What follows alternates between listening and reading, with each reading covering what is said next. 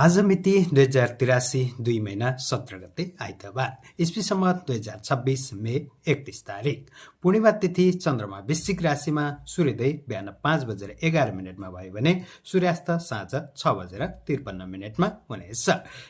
अब लागौं 12 राशिफलतर्फ। मेष राशि स्वास्थ्य समस्याले सताउनेछ, शत्रु वैरीले काममा बाँझो हाल्नेछन्, मनमा खिन्नता छाउनेछ। वृष राशि आय आर्जनमा स्रोत बढाउने बेला रहेको छ, परिवारजनको साथले नयाँ आशा पलाउनेछ, प्रेम र मित्रताको बन्धन कसिनेछ, दाम्पत्य जीवन सुखमय बन्नेछ। मिथुन अस्वस्थताका बावजुद काम बन्नेछन्, झिना मसिना काममा समय बित्नेछ, शत्रु वैरी हाबी भए पनि आफ्ना योजना गोप्य तरिकाले अगाडि बढाउँदा फाइदा हुने देखिन्छ।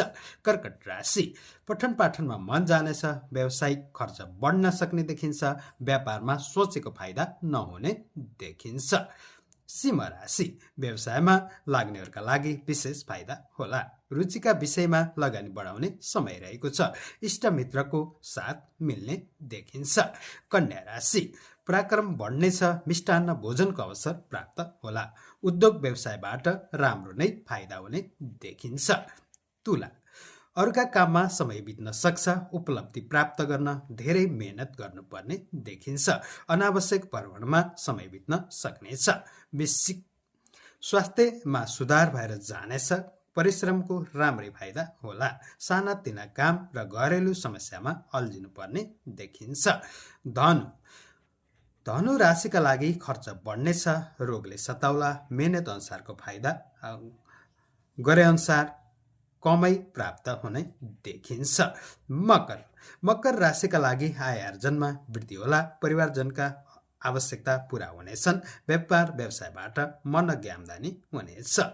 कुम्भ राशि जागिरबाट राम्रो फाइदा हुने देखिन्छ, रोकिएका काम बढ्नेछन्, शत्रुहरू किनारा लाग्नेछन्।